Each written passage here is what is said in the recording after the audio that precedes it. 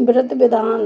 बृहस्पतिवार के दिन जो भी स्त्री पुरुष व्रत करे उसको चाहिए कि वह दिन में एक ही समय भोजन करे, क्योंकि इस दिन बृहस्पति सूर्य भगवान का पूजन होता है। भोजन पीले चने की दाल आदि का करे, परंतु नमक नहीं खावे। पीले वस्त्र पहने, पीले ही फूलों का उपयोग करे, पीले चंदन से पूजन करे। पूजन के बाद प्रेम पूर्वक बृहस्पति देव की कथा सुननी चाहिए। इस व्रत को करने से मन की समस्त इच्छाएं पूरी होती हैं और बृहस्पति महाराज प्रसन्न होते हैं। धन, पुत्र, विद्या तथा मनवांछित फलों की प्राप्ति होती है। परिवार में सुख तथा शांति रहती है। इसलिए यह व्रत सर्वश्रेष्ठ अति फलदायक है।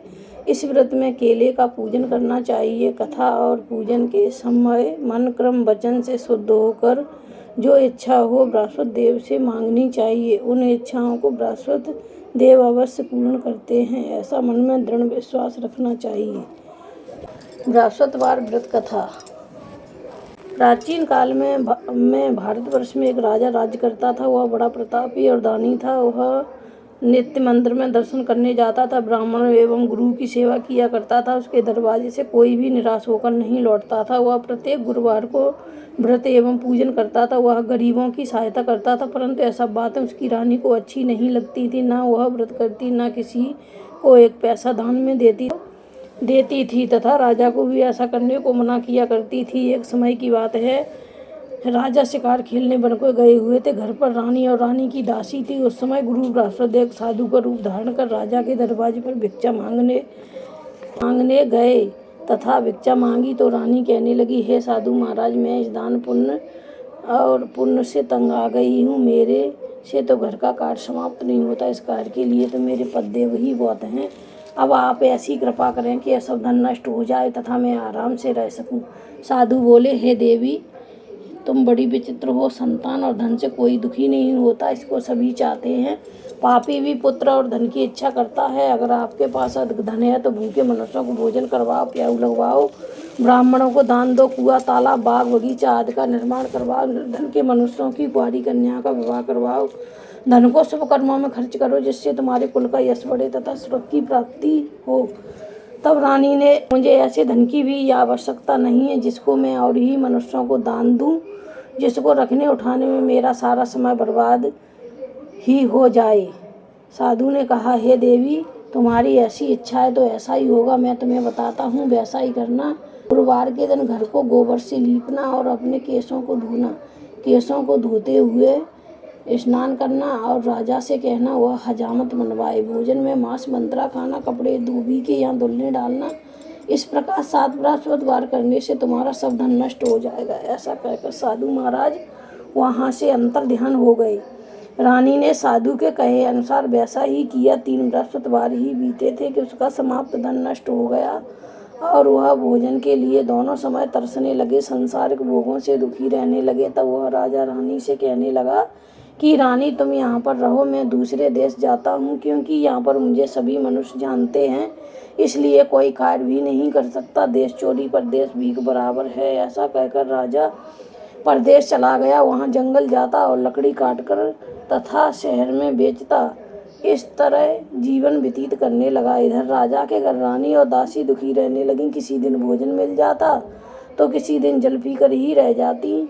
एक समय रानी और दासी को 7 रोज बिना भोजन के व्यतीत हो गए तो रानी ने अपनी दासी से कहा, हे दासी, यहाँ पास ही के नगर में मेरी बहन रहती है। वह बड़ी धनवान है। तू उसके पास जा, वहाँ से 5 शेर बेजर मांग ला, कुछ समय के लिए गुजर हो जाएगी। इस प्रकार रानी की आज्ञा मानकर दासी रानी की बहन के पास गई। रानी की बहन उस समय पूजन कर रही थी, क्योंकि उस रोज बृहस्पतिवार था। जब दासी ने रानी की बहन को देखा और उससे बोली, हे रानी, मुझे तुम्हारी बहन ने भेजा है, मेरे लिए 5 शेर बेजर दे दो। इस प्रकार दासी ने अनेक बार कहा, परंतु रानी ने कुछ उत्तर नहीं दिया, क्योंकि वह उस समय बृहस्पतिवार की व्रत कथा सुन रही थी। इस प्रकार जब दासी को किसी प्रकार का उत्तर नहीं मिला तो वह बहुत दुखी हुई एवं क्रोध भी आया, परंतु वह बिना कुछ कहे लौटकर अपनी रानी के पास आकर बोली, हे रानी, तुम्हारी बहन तो बहुत ही घमंडी है। वह छोटे लोगों से बात भी नहीं करती, इसलिए उसने मेरी बात का कोई उत्तर नहीं दिया। मैं वापस चली आई। रानी बोली, हे दासी, इसमें उसका कोई दोष नहीं है। जब बुरे दिन आते हैं तब कोई सहारा नहीं देता। अच्छे बुरे का आपत्ति काल में ही पता लगता है।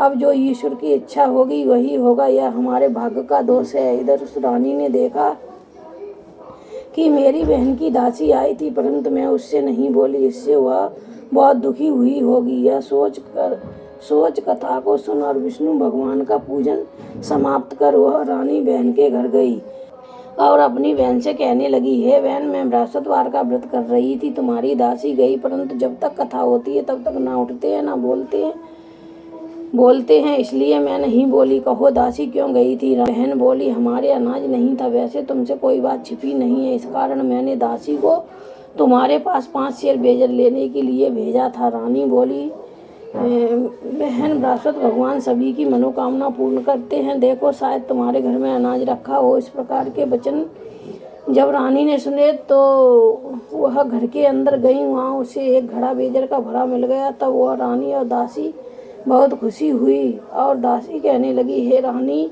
देखो, वैसे हमको जब भोजन नहीं मिलता तो हम रोज ही व्रत करते हैं। अगर इनसे बृहस्पतिवार के व्रत की विधि और कथा पूछ ली जाए तो इसे हम भी किया करेंगे। तब उस रानी ने अपनी बहन से पूछा, हे बहन, बृहस्पतिवार के व्रत की कथा कैसे है तथा यह व्रत कैसे करना चाहिए? रानी की बहन ने कहा, बृहस्पतिवार के व्रत में चने की दाल मुनक्का से विष्णु भगवान का केले की जड़ में पूजन करे तथा दीपक जलावे, पीले भोजन करे तथा कहानी सुने। इससे बृहस्पति भगवान प्रसन्न होकर अन्न पुत्र धन देते हैं। इस प्रकार रानी और दासी दोनों ने निश्चय किया कि बृहस्पति भगवान का पूजन जरूर करेंगे। 7 दिन बाद जब बृहस्पतिवार आया तो उन्होंने व्रत रखा। गुरुवार में जाकर चना गुड़ बीन लाई तथा उसकी दाल से केले की जड़ का तथा विष्णु भगवान का पूजन किया।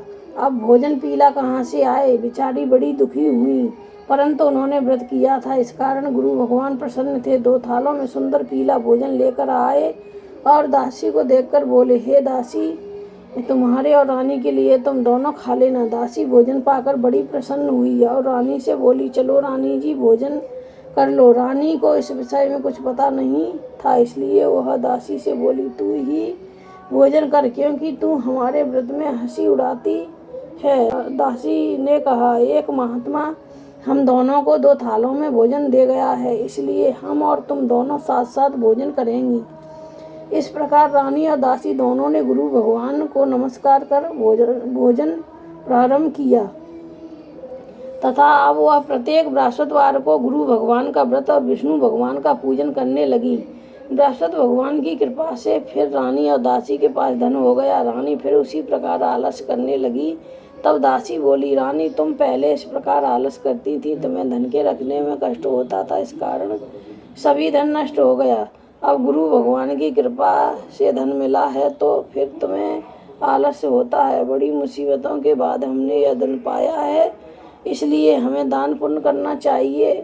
प्याऊ लगवाओ, ब्राह्मणों को दान दो, तालाब बावड़ी आदि का निर्माण करवाओ, मंदिर पाठशाला बनवाकर दान दो, कुंवारी कन्या का विवाह करवाओ, धन को शुभ कर्मों में खर्च करो, जिससे तुम्हारे कुल का यश बढ़े तथा सुरक्षा की प्राप्ति हो।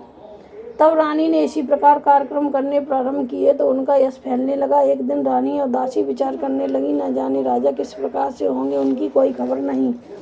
उन्होंने गुरु भगवान से प्रार्थना की। भगवान ने रात्रि में राजा को सपने में कहा, हे राजा, उठ, तेरी रानी तुझको याद करती है, अपने देश को चलो। राजा प्रातःकाल उठा, विचार करने लगा, स्त्री जात खात पहनने की संगीनी होती है, परंतु भगवान की आज्ञा मानकर वह नगर के लिए चलने को तैयार हुआ। इससे पूर्वक जब राजा परदेश चला गया तो परदेश में दुखी रहने लगा। प्रतिदिन जंगल से लकड़ी बीन कर लाता और उन्हें शहर में बेचकर अपने दुखी जीवन को बड़ी कठिनाई से व्यतीत करता था। एक दिन राजा दुखी होकर अपनी पुरानी बातों को याद करके रोने लगा।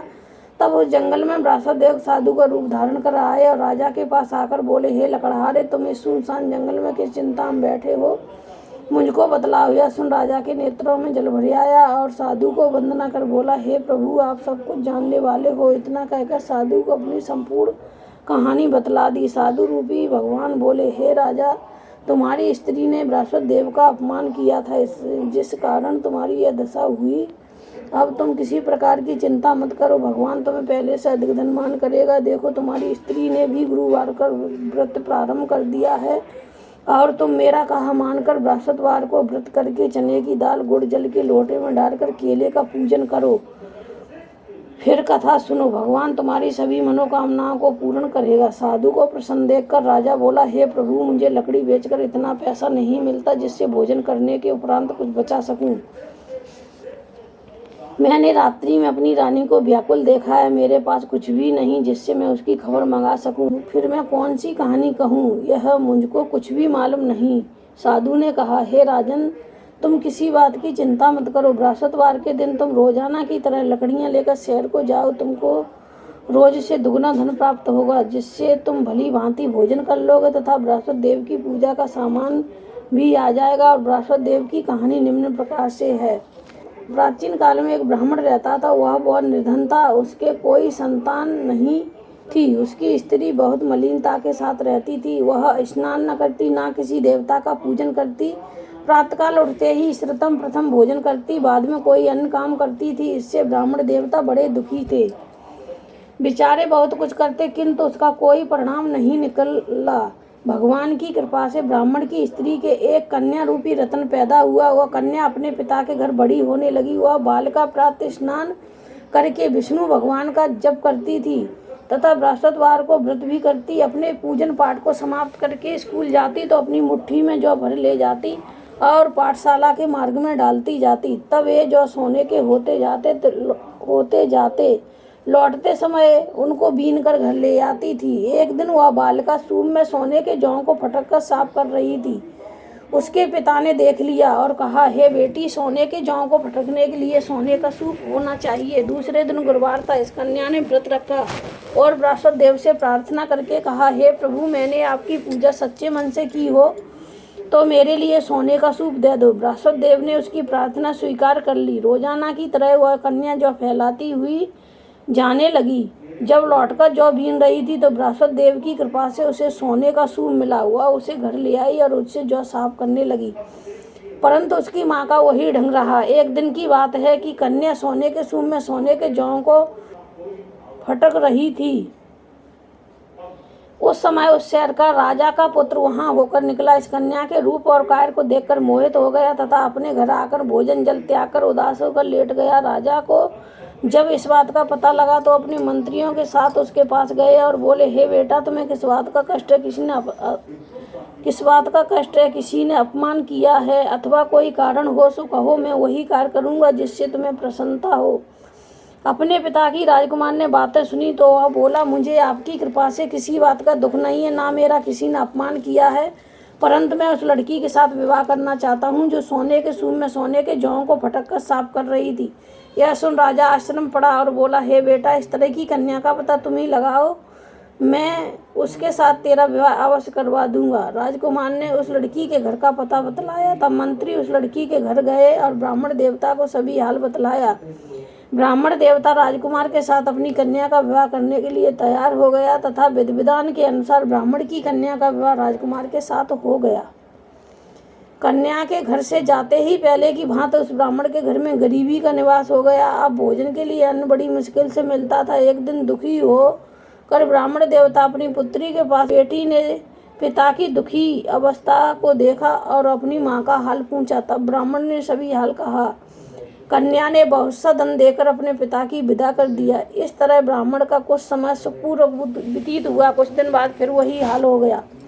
ब्राह्मण फिर अपनी कन्या के यहाँ गए और सभी हाल कहा। लड़की बोली, हे पिताजी, आप माताजी को लिवा लाओ, मैं उन्हें बता दूंगी जिससे तुम्हारी गरीबी दूर हो जाएगी। वह ब्राह्मण देवता अपनी स्त्री को साथ लेकर पहुँचे तो पुत्री अपनी माँ को समझाने लगी, हे माँ, तुम प्रातःकाल उठकर श्रृतम प्रथम स्नान करके विष्णु भगवान का पूजन करो तो सब दरिद्रता दूर हो जाएगी। परंतु उसकी माँ ने एक भी बात नहीं मानी और प्रातःकाल उठकर अपनी पुत्री के बच्चों की जूठन को उठाकर खा लिया। यह देखकर उसकी पुत्री को भी बहुत गुस्सा आया और एक रात कोठरी से सभी सामान निकाल उसमें अपनी माँ को बंद कर दिया।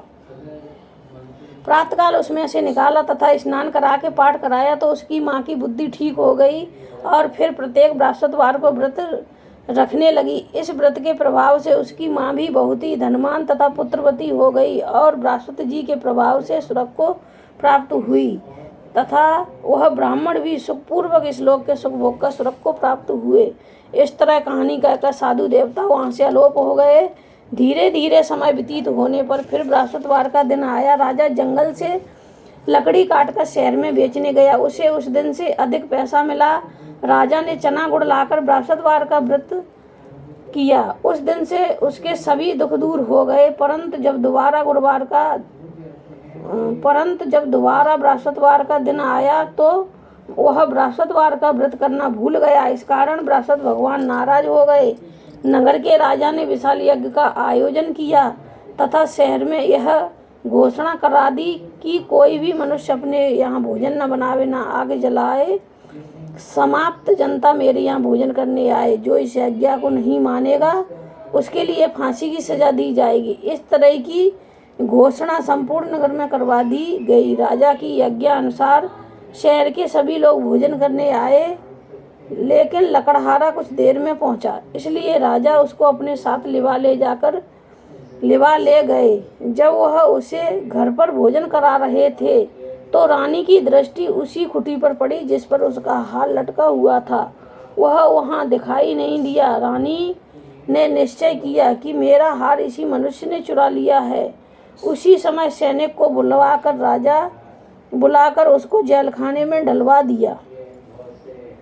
जब राजा जेलखाने में पड़ गया और बहुत दुखी होकर विचार करने लगा कि ना जाने कौन से पूर्व जन्म के कर्म से मेरे लिए दुख प्राप्त हुआ है, वह उसी साधु की याद करने लगा जो जंगल में मिला था। उसी समय तत्काल बृहस्पतिदेव साधु के रूप में प्रकट हुए और उसकी दशा को देखकर कहने लगे, अरे मूर्ख, तूने बृहस्पति देवता की कथा नहीं कही, इसी कारण तेरे को दुख प्राप्त हुआ है। अब चिंता मत कर। बृहस्पतिवार के दिन जेलखाने के दरवाजे पर रुपए पड़े मिलेंगे, उनसे तुम बृहस्पति देव की पूजा करना, तेरे सभी कष्ट दूर हो जाएंगे। बृहस्पतिवार के रोज उसे रुपए पड़े मिले। राजा ने कथा कही। उसी रात्रि को बृहस्पति देव ने उस नगर के राजा को सपने में कहा, हे राजा, तुमने जिस आदमी को जेलखाने में बंद कर दिया है वह निर्दोष है, वह राजा है, उसे छोड़ देना। रानी का हार उसी कुटी पर लटका हुआ है। अगर तू ऐसा नहीं करेगा तो मैं तेरे राज्य को नष्ट कर दूंगा। इस तरह रात्रि के सपन को देखकर राजा प्रातःकाल उठा और खुटी पर हार देखकर लकड़हारे को बुलाकर क्षमा मांगी तथा राजा के योग्य सुंदर वस्त्र भूषण देकर विदा कर दी। साधु की आज्ञा अनुसार राजा अपने नगर के लिए चल दिया। राजा नगर के निकट पहुंचा तो उसे बड़ा ही आश्चर्य हुआ। नगर में पहले से अधिक बाग, तालाब, कुएं, धर्मशाला, मंदिर बन गए हैं। राजा ने पूछा कि यह किसका बाग और धर्मशाला है। तब नगर के सब लोग कहने लगे, यह सब रानी और बांदी के हैं। राजा को आश्चर्य हुआ और गुस्सा भी आया। जब रानी ने यह खबर सुनी कि राजा आ रहे हैं तो उसने अपनी दासी से कहा, हे दासी, देख राजा हमको कितनी बुरी हालत में छोड़ गए थे। वह हमारी ऐसी हालत देखकर लौट न जाए, इसलिए तू दरवाजे पर खड़ी हो जा। रानी की आज्ञा मानकर दासी दरवाजे पर खड़ी हो गई। राजा आए तो उन्हें लिवा लाई। तब राजा ने क्रोध करके अपनी तलवार निकाली और पूछने लगे, यह बताओ कि यह धन तुम्हें कैसे प्राप्त हुआ है। तब उन्होंने कहा कि हमें यह सब धन बृहस्पति देव के व्रत के प्रभाव से प्राप्त हुआ है। राजा ने निश्चय किया कि 7 रोज बाद सभी बृहस्पति देव का पूजन करेंगे, परंतु मैं रोजाना दिन में 3 बार कहानी कहा करूँगा, रोज व्रत किया करूँगा। अब हर समय राजा के दुपट्टे में चना की दाल बंधी रहती तथा वह दिन में 3 बार कहानी कहता। एक रोज राजा विचार किया कि चलो अपनी बहन के यहाँ हो आए। इस तरह निश्चय कर राजा घोड़े पर सवार हो अपनी बहन के यहाँ निकला। आगे मार्ग में उसने देखा कुछ आदमी मुर्दे को लिए जा रहे हैं। उन्हें रोककर राजा कहने लगा, भाइयों, मेरी बृहस्पतिवार की कहानी सुन लो। वे बोले, हमारा आदमी मर गया है, इसको अपनी कथा की पड़ी है। परंतु कुछ आदमी बोले, अच्छा कहो, हम तुम्हारी कथा भी सुनेंगे। राजा ने दाल निकाली और कथा कहने लगा। जब कथा आदि हुई तो मुर्दा हिलने लगा। जब कथा समाप्त हो गई तो राम राम कहकर खड़ा हो गया।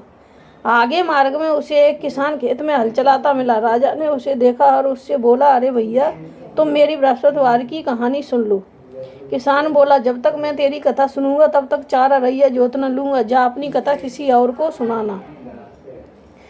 इस तरह राजा आगे चलने लगा। राजा के हटते ही बैल पछाड़ खाकर गिर गए तथा किसान के पेट में बहुत जोर से दर्द होने लगा। उस समय उसकी माँ रोटी लेकर आई। उसने देखा तो अपने पुत्र से हाल पूछा। बेटे ने सभी हाल कहा। बुढ़िया दौड़ी दौड़ी उस घुड़सवार के पास गई और उससे बोली, मैं तेरी कथा सुनूंगी, तू अपनी कथा मेरे खेत पर चलकर कहना।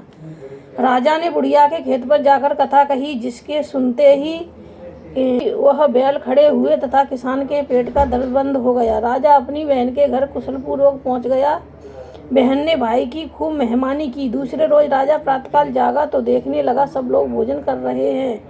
राजा ने अपनी बहन से कहा, ऐसा कोई मनुष्य है जिसने भोजन नहीं किया हो, वह मेरी बृहस्पतिवार की कहानी सुन ले। बहन बोली, हे भैया, यह देश ऐसा ही है, पहले यहाँ भोजन करते हैं, बाद में अन्य काम करते हैं। अगर कोई पड़ोस में हो तो मैं देख आऊँ। ऐसा कहकर देखने चली गई, परंतु ऐसा व्यक्ति नहीं मिला जिसने भोजन नहीं किया हो। अंत में वह कुम्हार के घर गई, जिसका लड़का बीमार था। उसे मालूम हुआ इनके यहाँ 3 रोज से किसी ने भोजन नहीं किया है। रानी ने अपने भाई की कथा सुनने के लिए कुम्हार से कहा। वह कथा सुनने को तैयार हो गया। राजा ने उनके यहाँ जाकर बृहस्पतिवार की कथा कही, जिसको सुनकर उसका लड़का ठीक हो गया। अब तो राजा की प्रशंसा होने लगी। एक रोज राजा ने अपनी बहन से कहा कि हे बहन, हम अपने घर जाएंगे, तुम भी तैयार हो जाओ। राजा की बहन ने अपनी सास से पूछा तो सास बोली, हाँ चली जा, परंतु अपने लड़कों को मत ले जाना, क्योंकि तेरे भाई के कोई औलाद नहीं होती है। बहन ने अपने भैया से कहा, हे भैया, मैं तो चलूँगी, परंतु कोई बालक नहीं जाएगा। राजा बोला, जब कोई बालक नहीं चलेगा तब तुम ही क्या करोगी। बड़े दुखी मन से राजा अपने नगर के लिए लौट आया।